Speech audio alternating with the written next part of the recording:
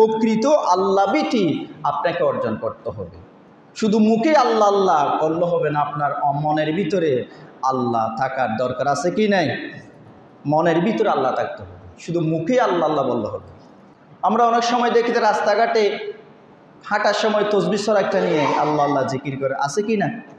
এটা তুমি করবে ভিতরে ভিতরে, ঘরে করবে, রাস্তার মধ্যে এটা কি আল্লাহ আল্লাহ? তসবিহ একটা নিয়ে মানুষদেরকে দেখাচ্ছে আমি এত ফরহেজগারি, সারাক্ষণ আমি আল্লাহ আল্লাহ জিকির করি। এটা তো লৌকিকতা, এটা কি লোক দেখানো। সে হাঁটতেছে তসবিহ একটা নিয়ে আল্লাহ আল্লাহ করতেছে, তারপরে দোকান করতেছে আল্লাহ আল্লাহ করতেছে, অথচ সে ওজন দিচ্ছে সেখানে কম দিচ্ছে, আছে কি না? এটা তো দুঃখবাজি। এই আমলগুলো, নফল আমলগুলো আপনাকে গোপনে করতে হবে। কি করতে হবে? যত নফল আমল আছে এই আমলগুলো গোপনে করলে আপনার মর্যাদা বাড়বে। আর যত ফরজ আমল আছে এই ফরজ আমলগুলো আপনাকে প্রকাশ্য করতে হবে, প্রকাশ্য করলে আপনার মর্যাদা বাড়বে। সুবহানাল্লাহ। আপনি নফল নামাজ বাড়িতে পড়বেন, মসজিদ এশারের সময় বন্ধ হয়ে গেছে, এখন আপনি যদি মসজিদের লাইট ফ্যান সবগুলো জ্বালিয়ে যদি এখানে যদি 10টা 11টা পর্যন্ত আপনি যদি জিকির করেন, এটা তো নফল। আল্লাহ এটা বলে নাই আপনি নফল করবেন আপনার বাড়িতে সারা রাত জেগে জেগে, এখানে নফল করেন। এখানে শুধু ফরজ পড়বেন, ফরজ ইবাদত দেখে দেখে করতে হবে, আর নফল ইবাদত গোপনে করতে হবে। সুবহানাল্লাহ বলেন, এটার ভিতরে কল্যাণ। এখন আমরা কি করি? ফরজ পড়ি আমরা ঘরে, নফল পড়ি আমরা মসজিদে, অথচ ফরজ পড়তে হবে মসজিদে, নফল পড়তে হবে ঘরে, ঠিক কি না? প্রকৃত আল্লাহ ভীতি শুধু মুখের ভিতরে আল্লাহ নয়, আপনার অন্তরের ভিতরে আল্লাহ ভীতি জাগাতে হবে। এটাই হচ্ছে প্রকৃত আল্লাহ ভীতি অর্জন করা। আপনি যদি প্রকৃত আল্লাহ ভীতি যদি অর্জন করতে পারেন, তাহলে আপনার মৃত্যুটা হবে উত্তম মৃত্যু, আল্লাহওয়ালা ব্যক্তিদের মৃত্যুটা আপনার হবে। আল্লাহ রাব্বুল আলামিন সূরা তালাকের 4 নম্বর আয়াতের ভিতরে বলছেন, ওয়া মান ইয়াত্তাকিল্লাহা ইয়াজআল লাহু মিন আমরিহি ইউসরা। আল্লাহ রাব্বুল আলামিন বলছেন, যেই ব্যক্তি আল্লাহকে ভয় করে, আল্লাহ তার সমস্ত কাজ কর্ম সহজ করে দেন। আপনি যখন আল্লাহকে ভয় করবেন, আল্লাহকে যেইভাবে ভয় করার মতো যখন আল্লাহকে ভয় করবেন, আপনার যত বড় কাজ হোক না কেন, পাহাড় সম যদি কাজ হয়, আল্লাহ তাআলাকে ভয় করার কারণে সেই কাজটা আল্লাহ তাআলা আপনার কাছে সহজ করে দেবেন। সুবহানাল্লাহ। কাজটা যদি অনেক বড় হয়, বিপদ যদি অনেক বড় হয়, আপনি আল্লাহকে ভয় করবেন, আল্লাহর উপরে ছেড়ে দেবেন, আপনার চেষ্টা অব্যাহত রাখবেন। আল্লাহ তাআলা বলছেন, তোমার বিপদ যদি পাহাড় সম হয়, আমি আল্লাহ এই বিপদ মোকাবেলা করার শক্তি তোমার অন্তরের ভিতরে দান করব। সুবহানাল্লাহ বলেন। এটাই হচ্ছে প্রকৃত আল্লাহ ভীতি।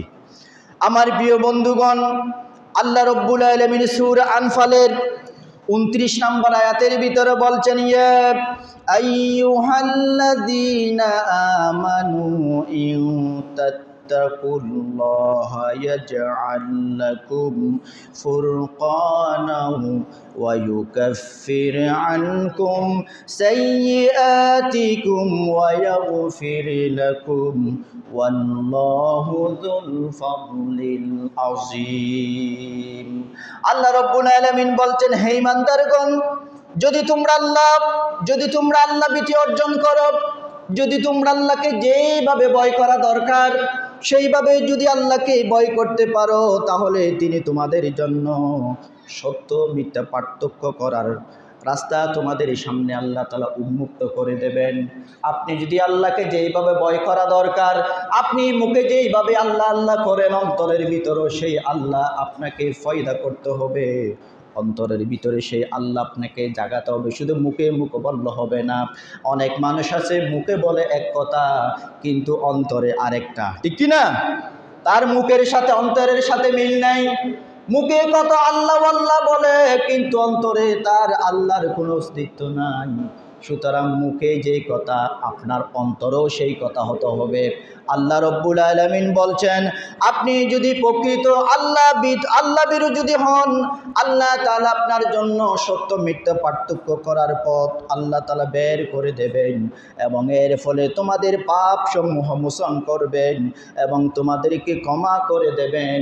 আমার আল্লাহ তাআলা হচ্ছেন প্রকৃত অনুগ্রহশীল এবং পরম দয়ালু। সুবহানাল্লাহ। আল্লাহর মতো ক্ষমাশীল এই পৃথিবীতে আর কেউ আছে নাকি? আমার আল্লাহ যতটুকু ক্ষমা করতে পারে, তিনি হচ্ছেন অমুখাপেক্ষী, আল্লাহু সামাদ। আমরা সূরা ইখলাসের ভিতরে পড়ি না, কুল হুয়াল্লাহু আহাদ। হে নবী, আপনি বলুন আল্লাহ এক এবং অদ্বিতীয়, আল্লাহু সামাদ। তিনি হচ্ছেন অমুখাপেক্ষী, তিনি হচ্ছেন সমস্ত অভাবের ঊর্ধ্বে। মানুষের কাছে অভাব আছে, আমার আল্লাহর কাছে কি কোনো অভাব আছে? আল্লাহ হচ্ছেন অমুখাপেক্ষী, তিনি হচ্ছে অভাবমুক্ত। লাম ইয়ালিদ ওয়া লাম ইউলাদ, তিনি কাউকে জন্ম দেননি এবং কারো কাছ থেকে তিনি জন্ম নেননি। ওয়া লাম ইয়াকুল লাহু কুফুয়ান আহাদ, এবং তার সমকক্ষ আসমান এবং জমিনে কেউ নেই। সুবহানাল্লাহ।